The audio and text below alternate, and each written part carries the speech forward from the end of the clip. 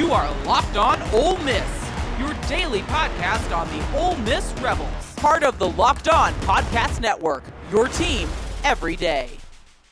Lane Kiffin hiring Donte Moncrief is the first sign of a fix potentially for what has been an abject disaster for Ole Miss in-state recruiting. Nobody can talk about anything, and good players are available everywhere, and Ole Miss is doing excellent out of state, but the University of Mississippi needs to be the University of Mississippi, which means if Jace Matthews is available, he goes to the University of Mississippi. Kelvin Bolden did a fantastic job over a couple years, landed Caleb Cunningham, landed Cam Franklin, landed Suntaran Perkins, 3 straight number 1 players, and Kelvin Bolden rightly got a lot of the credit on that. But this year, whether he was thinking about his LSU job, he did not land anyone except for 1 player in the top 15, and that's a running back out of Kemper County. He's going to be a really good player. I'm extremely happy that Ole Miss landed that player, but there's more available and more is happening in the wide receiver room with Xavier McDonald, with Tristan Keys, with Jace Matthews. There are 3 major 4-star wide receivers, and having a wide receiver that's very highly thought of in the state and not going to Ole Miss, that's absolutely weird. And we can all talk about money and all of that stuff, but at the end of the day, the last couple of years, they did a lot better in the state of Mississippi than they're doing this year. That's what happened. So Lane Kiffin had to fix that. And we mentioned on our podcast, and we know that they listen to this podcast. They follow me on Twitter, the whole 9 yards. We suggested in a podcast about a month ago that Ole Miss hires Donte Moncrief. And the reason we suggested that is it's about time that Ole Miss's Mississippi guy was an Ole Miss guy too.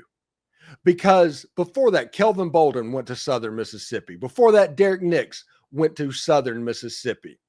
Tony Hughes, I don't think, went to Ole Miss. That was the Mississippi guy before that. So over the last 20 years, there have been 0 real Ole Miss ties on the Ole Miss coaching staff to get people to come to Ole Miss. Ole Miss needed to fix that, and they did.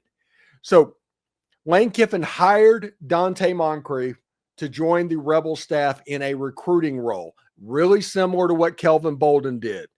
And this is an example of an Ole Miss player, specifically in a wide receiver, that Ole Miss sent to the league. He had a relatively long career.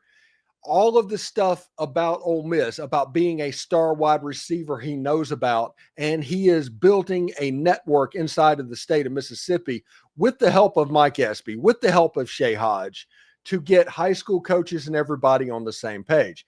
This is a slam dunk hire. This is massive because the first thing that Donte Moncrief has to deal with is this. If you look at the schools where these players are committed, Braylon Womack is likely going to Auburn, by the way. Donte Moncrief's first job is to fix this list. This is the Mississippi top 15 to where Ole Miss is only available on one of them. When you look at Tristan Keys, Braylon Womack, Nolan Wilson, who we all thought Ole Miss would have a higher position on, Jace Matthews, we all thought that Ole Miss would have a higher position on as well.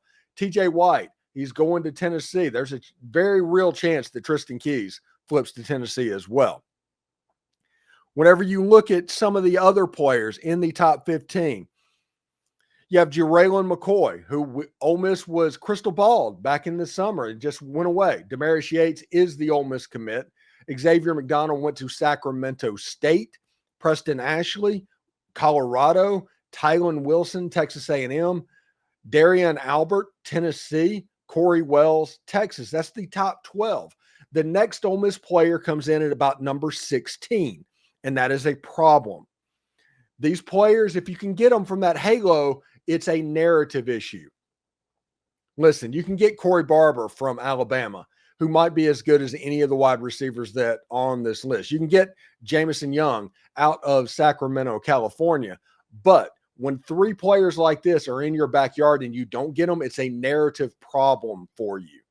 That is what Donte Moncrief is brought in to take care of, that narrative problem.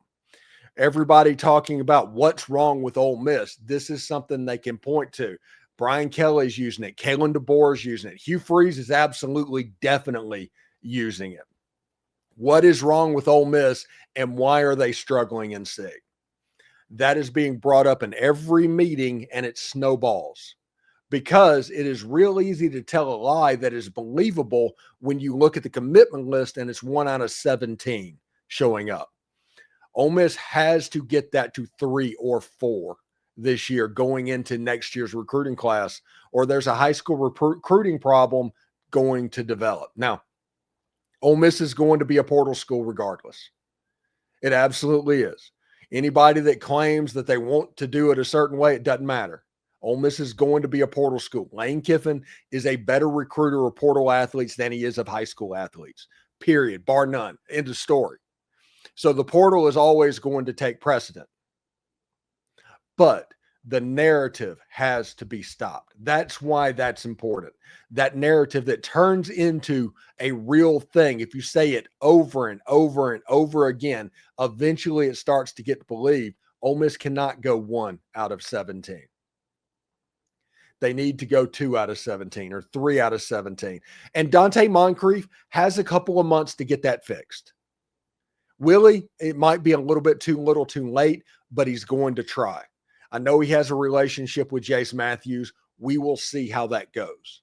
But when you look at this Ole Miss recruiting, it feels like the talent in the state of Mississippi is getting and becoming more and more and more. It's a lot easier to get around. People are getting noticed. There's more 4 stars, more 5 stars coming out of Mississippi. It's important for this last 6 months to close on one of those guys. Close on 2 of those guys if you can, because it will help you going into 2027. Again, Ole Miss will never be a high school dominant team. They will never be Alabama or Georgia.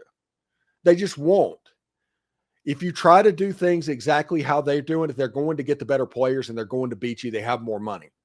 Texas and A&M and Texas Tech, they're spending all that old money trying to get the best roster they absolutely can. You have to evaluate better than them. You have to hit the portal, though, with strength. And it's going to get harder and harder as this goes on and the portal becomes the dominant method to build your roster. But the important thing, and I always say this, if you listen to more than 3 podcasts on my channel, you've heard me say this. The thing that Lane Kiffin is best as a head coach is roster building. And hiring Donte Moncrief, which we suggested a little over a month ago, is just a step in that direction. I think Donte is going to be an absolute home run, and it should be pretty great. We got Mike Espy helping out during the football season here, so we'll see exactly how that goes. A big, big hire for Lane Kiffin. All right, in our final segment, college football is finally here this week, and that means betting lines are on the boards, from week 0 matchups to a ranked Farmageddon showdown in Ireland, of all places. We'll take a look at the numbers and have some fun with it. That and Ole Miss Trivia coming up next.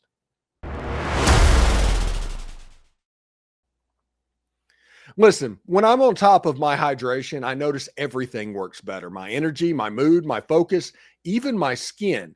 But getting enough fluid today isn't always easy. That's why I've been loving me some Drip Drop. Drip Drop is a doctor-developed and scientifically proven drink for fast hydration. I have some on the desk right now.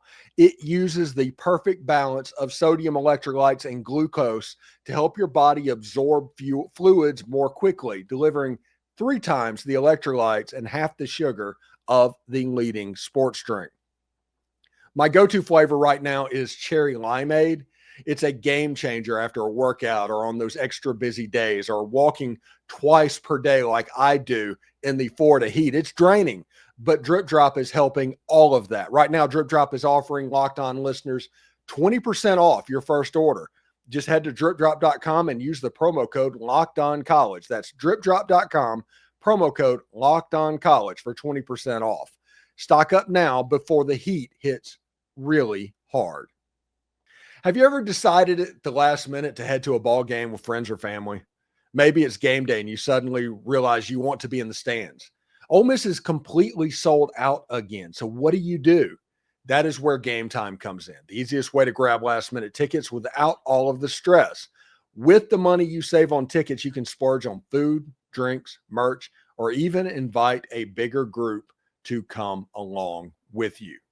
So Game Time makes buying tickets faster and simple.